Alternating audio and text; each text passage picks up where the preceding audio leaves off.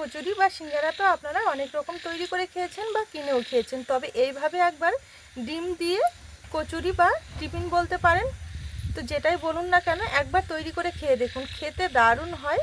ভেতরটা একদম ডিমের পুরে ঠাসা রয়েছে, আর এটার সাথে খাওয়ার জন্য এক্সট্রা করে কিন্তু কোনো রকমের সবজি না হলেও হবে। খেতে কী যে ভালো লাগে, একবার বানিয়ে দেখুন, বাড়িতে যাকেই খাওয়াবেন প্রশংসা করতে কিন্তু বাধ্য হবে। আর এইভাবে তৈরি করে আপনারা বাচ্চাদের স্কুলের টিফিনেও দেবেন, দেখবেন তারা কিন্তু খুব মজা করে খাবে, খেতে ভীষণ ভালো লাগে। তাই আমার অনুরোধ রইল, একবার হলো ঠিক আমার মতো করে এই টিফিনটা বানিয়ে দেখুন। একবার বানালেই দেখবেন বাড়িতে বারবার করে বানানোর আবদার আসবে, খেতে দারুণ হয়। নমস্কার বন্ধুরা, নতুন পর্ব দেখার জন্য আপনাদের সকলকে স্বাগত জানাই কাজলি ভিলেজ ফুড রান্নাঘরে। প্রতিদিনের মতো আজকে আবারও দারুণ একটা মুখরোচক রেসিপি নিয়ে চলে এসেছি। আজকে খুবই সহজভাবে আমি ডিম দিয়ে ডিমের কচুরি বানিয়ে দেখাবো। কচুরি তো আপনারা অনেক রকমের খেয়েছেন, তবে আজকে একদমই আলাদাভাবে ভিন্ন স্বাদে ভিন্ন রকমের তৈরি করে দেখাবো। আশা করছি আজকের রেসিপিটি আপনাদের অনেক বেশি পছন্দ হবে, আর আপনারাও কিন্তু খুব অল্প সময়ের মধ্যে ঝটপটভাবে বাড়িতে বানিয়ে নিতে পারবেন। খেতে দারুণ লাগে, বাড়ির সকলেই খেয়ে কিন্তু খুবই প্রশংসা করবে। তাহলে চলুন দেখে নেওয়া যাক আজকে ডিমের কচুরি। আমার চ্যানেলে নতুন বন্ধু হয়ে থাকলে সবার আগে চ্যানেলটি সাবস্ক্রাইব করে নেবেন, আর পাশে থাকা বেল আইকনটি অবশ্যই ক্লিক করবেন, যাতে সবার আগে নোটিফিকেশানগুলো আপনাদের কাছে পৌঁছে যায়। আর যে সকল বন্ধুরা ফেসবুক পেজ থেকে দেখছেন, পেজটা অবশ্যই একবার ফলো করুন। কচুরি বানানোর জন্য সবার প্রথমে একটা ডো মেখে নেব, তার জন্য এখানে একটা বড় বাটি নিয়ে নেব। এবারে বড় বাটিতে নিয়ে নেব এই ছোটো বাটি মেপে 1.5 বাটি ময়দা। আমি এখানে ময়দা দিয়ে তৈরি করব, আপনারা চাইলে কিন্তু আটা দিয়েও তৈরি করে নিতে পারবেন। এবারে ময়দার মধ্যে নিয়ে নেব সামান্য একটু লবণ, আর নিয়ে নেব একটু জোয়ান। এই জোয়ানটা দেওয়ার কারণে কোনো রকমের কিন্তু অম্বল হবে না। অনেক সময় দেখবেন তেলে ভাজা কিছু খেলে অম্বল হয়, সেটা আর হবে না এই কাঁচা জোয়ানটা দেওয়ার কারণে। আর নিয়ে নেব সামান্য একটু কালো জিরে। এবারে 2-3 চামচের মতো সাদা তেল দিয়ে খুব ভালো করে একটু ময়াম দিয়ে নেব। হালকা হাতে ঘষে ঘষে খুব ভালো করে তেলের সঙ্গে একটু ময়াম দিয়ে নিতে হবে। আর এটা যত ভালো করে ময়াম দেওয়া হবে, দেখবেন কচুরিগুলো কিন্তু ততটাই ফুলকো ফুলকো হবে আর খুব সুন্দর হবে, খেতেও অনেক বেশি ভালো লাগে। কারণে অবশ্যই আপনারাও একটু তেল দিয়ে ভালো করে সময় নিয়ে ময়ামটা দিয়ে নেবেন। আর এখানে ভালো মতো ময়াম দেওয়া হয়ে গেলে দেখবেন এইভাবে হাত দিয়ে চাপ দিলে খুব সুন্দরভাবে এক জায়গায় জড়ো হয়ে যাবে, তার মানে বুঝে নিতে হবে যে খুব ভালো মতো ময়দাটা এখানে ময়াম দিয়ে নেওয়া হয়ে গেছে। এবারে এখানে রুম টেম্পারেচারে জল দিয়ে খুব ভালো করে একটু ডোটা মেখে নেব। আর এই ডোটা মেখে নেওয়ার জন্য জলটা কিন্তু বারে বারে ব্যবহার করতে হবে। লক্ষ্য রাখতে হবে ডোটা যেন কোনোভাবেই খুব বেশি নরম না হয়ে যায়। এই যে দেখুন, এখানে অল্প অল্প করে জল দিয়ে খুব সুন্দরভাবে ডোটা একদমই সফট করে মেখে নিয়েছি। এবারে এই ডোটাকে আমি কিছুক্ষণের জন্য একটু রেস্টে রেখে দেবো। রেস্টে রেখে দেওয়ার জন্য দেখবেন অনেকটা কিন্তু আরও সফট হবে। আমি ময়দার ডোটাকে এক সাইডে রেখে আমি আপনাদের আগেই বলেছি যে আজকে কচুরিগুলো আমি তৈরি করব ডিম দিয়ে, তো তার জন্য ডিমটা এবার রেডি করে নেব। আগে থেকে এখানে আমি 2টো ডিম সেদ্ধ করে খুব ভালো করে উপরের খোসাটা ছাড়িয়ে রেখে দিয়েছি। এবার এটা একটু গ্রেটারে গ্রেট করে নেব। এখানে একটা থালা নিয়ে নেব, আর নিয়ে নেব একটা গ্রেটার। এগুলো গ্রেটারে গ্রেট করে নেব।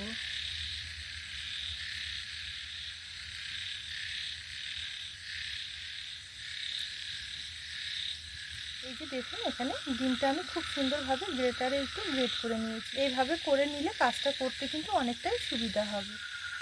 এখানে উনুন জেলে একটা কড়াই বসিয়ে নিয়েছি, কড়াই হালকা গরমও হয়ে গেছে। কড়াই নিয়ে নেব সামান্য একটু তেল। তেলটা কড়াইয়ে নেওয়ার পর হালকা একটু এইভাবে নেড়ে চেড়ে নেব। এবারে এখানে আমি 2টো পেঁয়াজ কুচিয়ে নিয়েছি, এইভাবে পেঁয়াজ কুচিটা তেলের মধ্যে দিয়ে নেব। হালকা একটু নেড়ে চেড়ে নেব। এটা তেলের সঙ্গে এইভাবে নাড়াচাড়া করতে করতে দেখবেন পেঁয়াজটা কিন্তু অনেকটা নরম হতে শুরু করবে, আর কালারটাও দেখবেন খুব সুন্দরভাবে চেঞ্জ হয়ে যাবে। এই যে দেখুন, এখানে তেলের সঙ্গে পেঁয়াজটা হালকা আছে নেড়ে চেড়ে খুব সুন্দরভাবে কালারটা একটু চেঞ্জ করে নিয়েছি, আর অনেকটা কিন্তু নরমও হয়ে গেছে। এবারে এই পজিশনে নিয়ে নেব 2-3টি কাঁচা লঙ্কা। আপনারা আপনাদের পছন্দ মতো বাড়িয়ে কমিয়েও নিতে পারবেন। এবারে লঙ্কাটা দেওয়ার পর আবারও ভালো করে একটু নেড়ে চেড়ে মিশিয়ে নেব। এবারে এখানে একে একে গুঁড়ো মশলাগুলো দেব। প্রথমে দেব ধনে গুঁড়ো, আর দেবো জিরের গুঁড়ো, আর দেবো একটু গরম মশলার গুঁড়ো, আর দেবো একটুখানি আদা রসুন বাটা। এবারে ভালো করে নেড়ে চেড়ে একটু মিশিয়ে নেব। দেবো কালারের জন্য সামান্য একটু কাশ্মীরি লঙ্কার গুঁড়ো, আর দেবো সামান্য একটু হলুদ গুঁড়ো, আর দেবো স্বাদ মতো লবণ। সব কিছু মশলাগুলো খুব সুন্দরভাবে দিয়েছি। দেওয়ার পর আবার একটু ভালো করে নেড়ে চেড়ে মিশিয়ে নেব। মশলাগুলো দেওয়ার পর কিন্তু খুব বেশি নাড়াচাড়া করার দরকার নেই, হালকা একটু নেড়ে চেড়ে মিশিয়ে নিলেই হবে। আর দিয়ে দেবো আগে থেকে গ্রেটারে গ্রেট করে রাখা ডিমগুলো। দেওয়ার পর ভালো করে একটু নেড়ে চেড়ে মিশিয়ে নেব। সব কিছু একসঙ্গে খুব ভালো করে নেড়ে চেড়ে একটু মিশিয়ে নিয়েছি। এবারে এখানে একটা আলু সেদ্ধ করে হাত দিয়ে ম্যাশ করে একটু এইভাবে গোল করে রেখে দিয়েছি। এই ডিমের মধ্যে দেব, তাহলে খুব সুন্দর একটা বাইন্ডিং আসবে। এটাও এইভাবে গ্রেটারে একটু গ্রেট করে দিতে হবে। খুব বেশি দিতে হবে না, অল্প একটু দিলেই হবে। আলুটা দেওয়ার পরও আবারও ভালো করে একটু নেড়ে চেড়ে মিশিয়ে নেব। এই জায়গায় আপনারা চাইলে কিন্তু একটুখানি ছাতু বা একটু বেসনও দিতে পারেন, আবার আলু দিলেও কিন্তু খুব ভালো হবে। এই যে দেখুন, এখানে কিন্তু খুব সুন্দরভাবে ডিমের ভুজিয়াটা একদমই রেডি হয়ে গেছে, আর দেখতে কতটা লোভনীয় লাগছে দেখুন। এবারে এটাকে নামিয়ে নিতে হবে।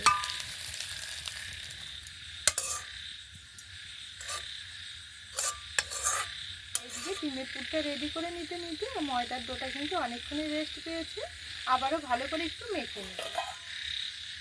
এই যে দেখুন, এখানে ময়দার ডোটা রেস্টে রাখার জন্য কতটা সফট হয়েছে, আর অনেকটাই কিন্তু আগের তুলনায় সুন্দর হয়েছে। এবার এটাকে আবার একটু ভালো করে মেখে নেব। কিছু তৈরি করার আগে অবশ্যই কিন্তু ডোটা এভাবে একটু রেস্টে রেখে দেবেন।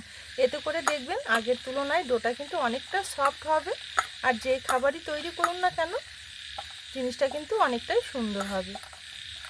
এই যে দেখুন, আবারও খুব সুন্দরভাবে মেখে নিয়েছি। এবারে এখান থেকে ছোট করে করে একটু লেচি বের করে নেব। লেচিগুলো কিন্তু খুব একটা বড়ও করব না, আবার যে খুব একটা ছোট করব এমনটাও কিন্তু নয়। ঠিক এই মাপে লেচিগুলো বের করে নেব।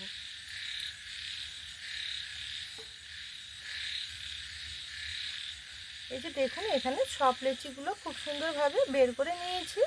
এবারে এখান থেকে একটা লেচি নিয়ে খুব ভালো করে একটু এইভাবে বাটির মতো শেপ দিয়ে নেব। যেহেতু এখানে পুর ভরাতে হবে, সেই কারণে খুব সুন্দরভাবে একটু বাটির মতো গর্ত করে নিতে হবে, তাহলে দেখবেন পুরটা ভরাতে খুব সুন্দর হবে। এই যে দেখুন, খুব সুন্দরভাবে বাটির মতো শেপ দিয়ে নিয়েছি। এবার আগে যে এখানে আমি ডিমের পুরটা তৈরি করে রেখেছি, এখান থেকে কিছুটা পরিমাণে পুর তুলে নেব।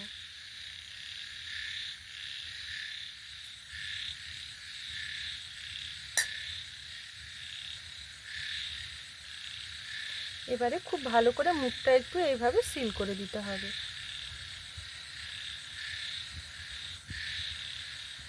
এই যে দেখুন, এখানে খুব সুন্দরভাবে মুখটা সিল করে দিয়েছি। এবারে এটাকে হালকা করে চাটুর মধ্যে নিয়ে একটু বেলে নেব। আর এটা বেলার সময় দেখবেন কোনো রকমের কিন্তু অসুবিধা হবে না। খুব একটা বড় করার দরকার নেই, হালকা একটু এইদিক ওইদিক করে চাপ দিয়ে বেলে নিলেই হবে। এই যে দেখুন, এখানে খুব সুন্দরভাবে একটা বেলে নিয়েছি। বেলে বেলে একটা থালার মধ্যে তুলে নেব। আবারও একটা লেচি নিয়ে ঠিক একইভাবে বাটির মতো শেপ দিয়ে নেব।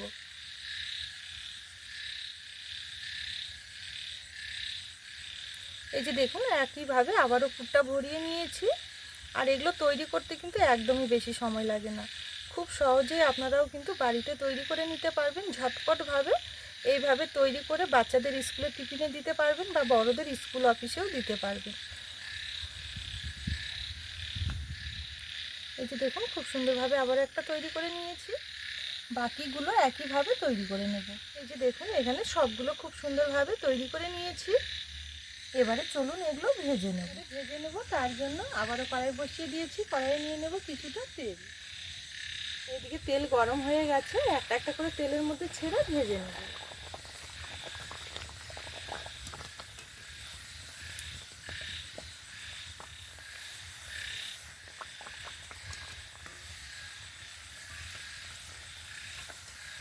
এই যে দেখুন, এখানে একটা খুব সুন্দরভাবে ভেজে নিয়েছি, দেখতে কতটা সুন্দর হয়েছে দেখুন।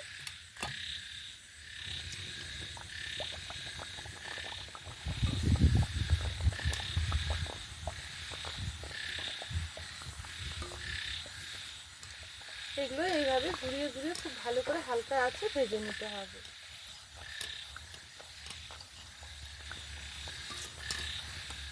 এই যে দেখুন আবার একটা খুব সুন্দরভাবে ভেজে নিয়েছি। এগুলো দেখুন খুব সুন্দরভাবে কিন্তু ফুলে উঠেছে। একইভাবে সবগুলো ভেজে নেব। একইভাবে সবগুলো ভেজে নেব। সবগুলো ভেজে নিয়েছি আর দেখতে কতটা সুন্দর হয়েছে দেখুন। এই যে দেখুন এখানে সবগুলো খুব সুন্দরভাবে তৈরি করে নিয়েছি। এগুলো আপনারা কচুরি হিসেবে বা টিফিন হিসেবেও কিন্তু খেতে পারবেন। খেতে দারুণ হয়, ভেতরটা পুরে ঠাসা রয়েছে, খেতে দারুণ লাগবে। একবার অবশ্যই ঠিক আমার মতো করে বানিয়ে খেয়ে দেখুন, কথা দিচ্ছি আপনাদের বাড়িতে সকলেই কিন্তু ভীষণভাবে পছন্দ করবে। তাহলে বন্ধুরা আজকে ডিম দিয়ে এই নতুন রেসিপি আপনাদের কেমন লেগেছে অবশ্যই কিন্তু একটা কমেন্ট করে জানাতে ভুলবেন না। রেসিপি যদি আপনাদের পছন্দ হয়ে থাকে তাহলে সবসময়ের জন্য আমার চ্যানেলের পাশে থাকবেন। আজকের জন্য রেসিপি এখানেই শেষ করলাম। আবারও ফিরে আসবো পরের দিন নতুন রেসিপির সাথে। ততক্ষণের জন্য আপনারা ভালো থাকবেন, সুস্থ থাকবেন আর সাবধানে থাকবেন।